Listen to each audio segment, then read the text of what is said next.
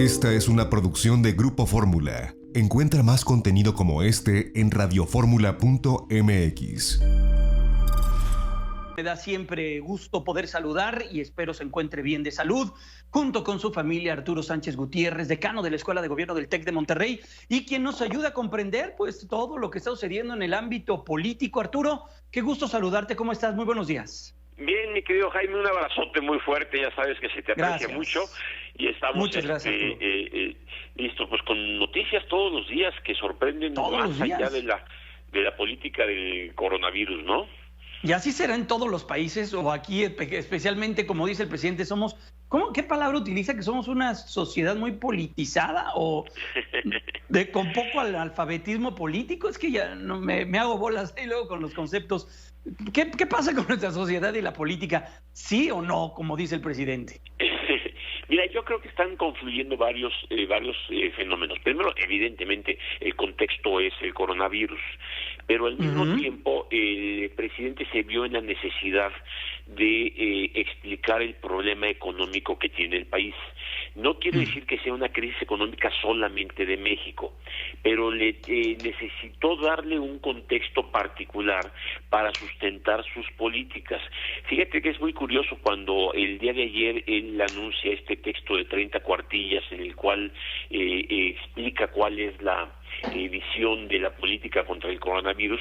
Tiene algunos temas muy particulares. Primero, la crisis económica no es del coronavirus, sino es la crisis del modelo neoliberal. Entonces, el presidente ya expone y justifica la situación económica del país por una crisis global del neoliberalismo, lo cual pues es todavía muy cuestionable en términos generales.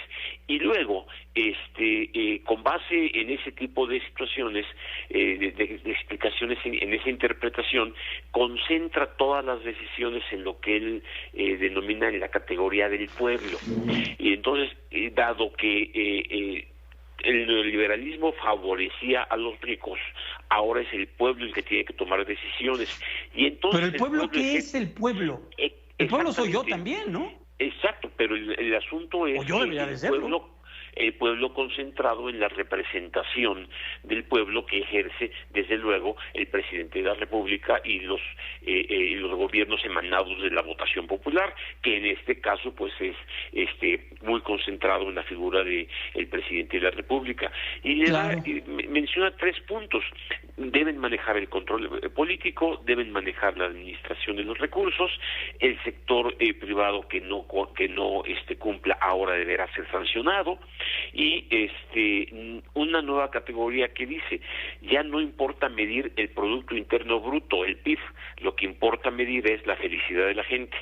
Y esto nos coloca en un esquema en el plan presidencial en el que por eso ocurren cosas en esta misma pandemia como lo que hemos visto en las últimas semanas. Por ejemplo, el intento del presidente de hacer ley un decreto que concentre en el presidente de la República el manejo presupuestario.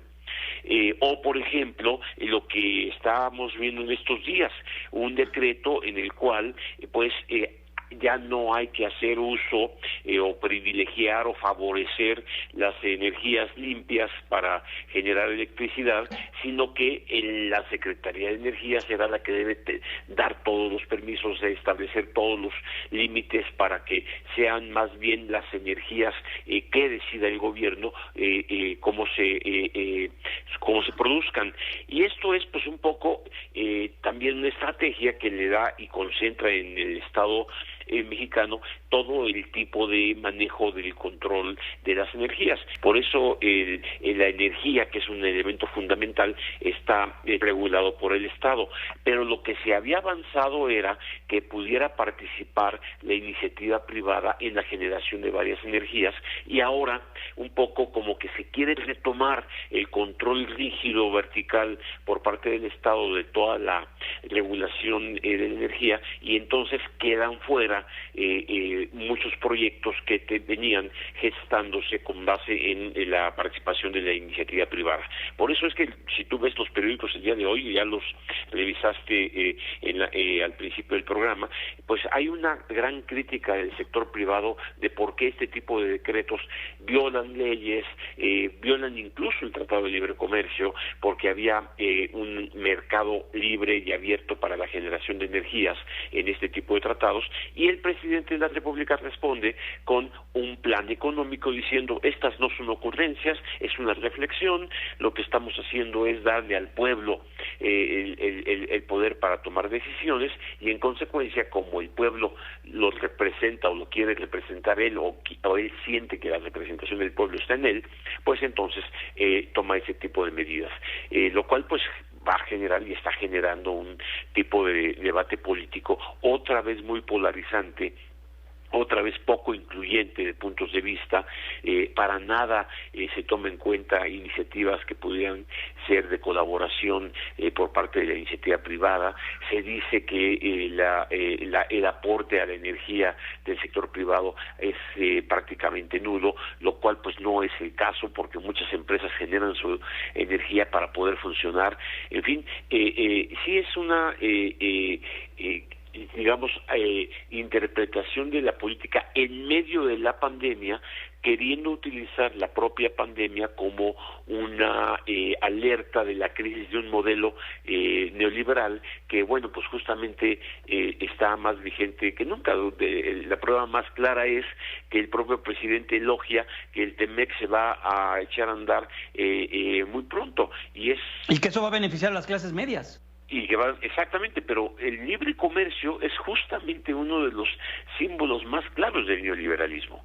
Es justamente poner el mercado libre a determinar las formas como debe operar una economía.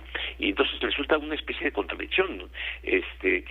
No, y además, y no sé si tú estás de acuerdo conmigo, pero basar en ese plan solamente que va a beneficiar a las clases medias y todo lo demás, todas las políticas concentradas de bienestar y de apoyos sociales, eso sí los establece el gobierno y los aplica el gobierno.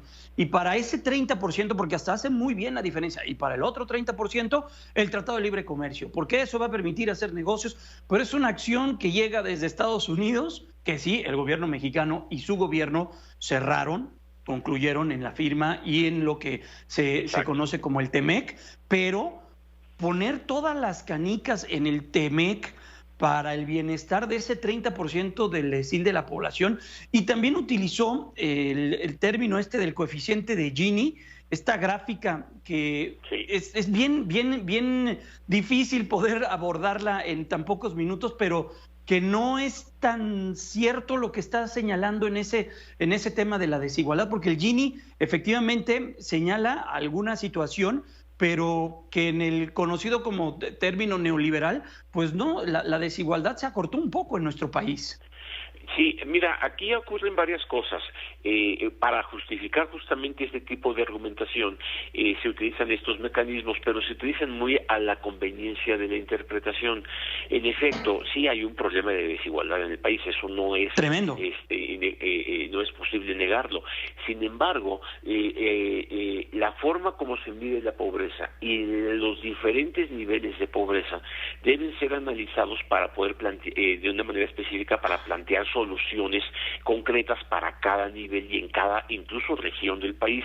Entonces, utilizar un índice general para tratar de diseñar una política global no resulta tan operativo. Ciertamente el Estado tiene todo el derecho de establecer la política social más conveniente, pero debe estar diseñada bajo un esquema muy claro. Hasta ahora el discurso del presidente siempre ha sido primero los pobres, pero lo que no nos ha dicho es las diferentes formas de pobreza que se presentan en el país y las políticas específicas que tendrían que desarrollarse para cada tipo de pobreza y diferentes formas de mitigarla. Es distinto tener pobreza alimentaria porque la gente no tiene que comer a tener pobreza de acceso acceso a la justicia o a acceso a vivienda, teniendo otro tipo de viviendas y otro tipo de sistemas. Entonces sí hay un problema de pobreza, sin duda alguna, pero si lo vemos de una manera gráfica, es distinta la pobreza cuando uno veía hace ya algunos años gente en la calle sin zapatos, sin poder caminar, sin poder, muriéndose de hambre, etcétera, pidiendo una limosna, a la pobreza que vemos hoy, en donde son una serie de carencias muy importantes, derechos que deben tener y que no necesariamente tienen el grado de agudeza que tenían en años anteriores. En ese sentido, sí es importante que el pueblo esté primero, que la sociedad, que los pobres se les atienda, pero con políticas muy claramente definidas. Y decir que el 30% de las clases medias, o sea, como la minoría, diciendo son minoría, tendrán su espacio de trabajo a partir del Tratado de Libre Comercio y la posibilidad de hacer negocios y todo ese tipo de cuestiones, es no ver una política integral que realmente resuelva los problemas del país. Y ver a un país...